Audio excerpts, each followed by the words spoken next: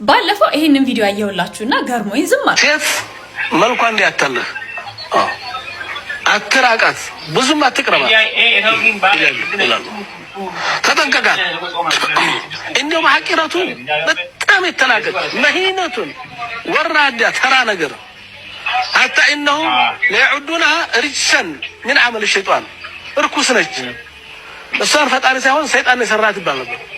አላህ ያሳየኝ። ብቻ እንግዲህ ገብቷቸዋል ምን ይያሉ እንደሆነ ሰው ኤኒዌይስ አየሁትና ኦሬዲ አይቭ ሜድ ማይ ፖይንት። ስለዚህ ጉዳይ ስለ ሃይማኖት ተቋማትና ስለ ሃይማኖት መሪዎች ሴት ላይ ያላቸው አቋም ምን አይነት እንደሆነ ከሴቶች ጥቃት ጉዳይ ጋር ከሴቶች ጉዳይ ጋር ያላቸው ውሃና ዘይትነት አለመጣጣም በጣም ብዙ ጊዜ ፖይንት አውት ስላደረኩኝ ነገር አሁንም አልመዝም ብዬ ዝም አልኩ። ግሪካው የስልጣኔ ምንጭ ነው ይባላል። ለሴት ልጅ ግን የዝቅጠት ነበር። ግሪክ ብትሄድ ان وجود المرأة هو اكبر منشأ ومصدر للازمه والانهيار የውርቀት መነሻ ሴት ነች። የወንድ ልጅ ውርቀት የሚለካው በሴት ነው።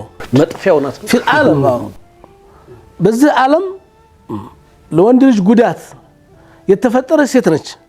ان المرأة تشبه شجرة مسمومة تبال አንድ የዛፍ አይነት አለ ከብትም ቢበላው ወዲያው ይሞታል።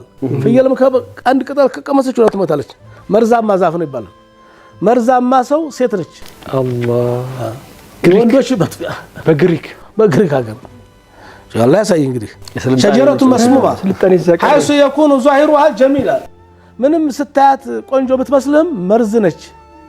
عندما تأكل منها عصافير ባዛፋለ ተሞቱ حالا ወዲያው ነው የሚሞተው። ያን ቅጠል የበላ ሰው ገጠር የኖረ ሰው ሊያውቀው ይችላል። የቅጠል አይነት ነው።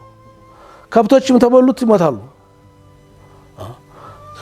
ሴት መልኳ እንዲያታለህ አትራቃት፣ ብዙም አትቅረባት ይላሉ። ተጠንቀቃት።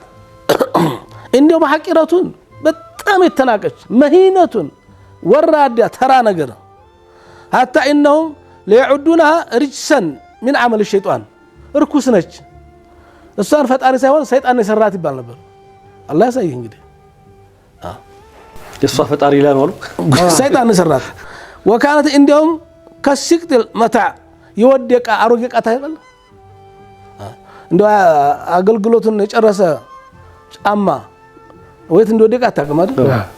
እንደ ተራቃ የተወረወረች ነገር ብትኖር ሴት ነበረች።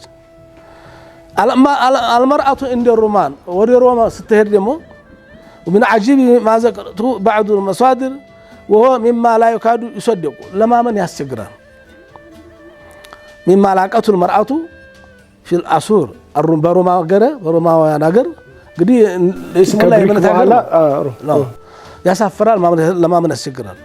አሁን የመረጃ ዘመን ነው። በሮም ውስጥ የሴቶች መብት ብለን ጎግል ብትገባ ይመጣል። እናም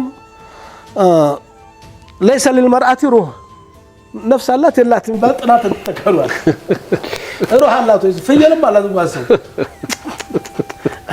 روح ያለው ነገር ብዙዎች አሉ። روح ያላቸው ነገሮች ሮቦት ናት ነው ተንቀሳቀስ በራሷ ለማን ማዕዝብሃ ቢሰከብ ዘይት አልሐር መቅጣት ከፈለክ በፈላ ዘይት ጥበሳት ይባል ነበር።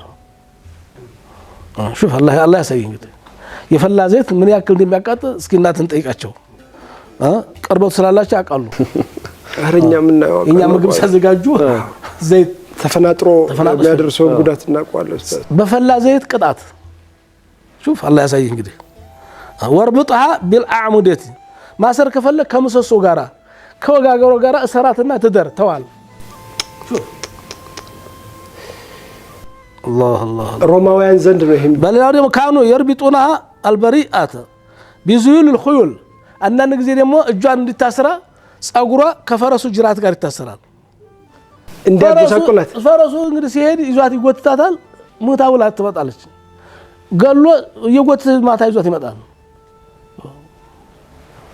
ምን ጭካኔ ነው።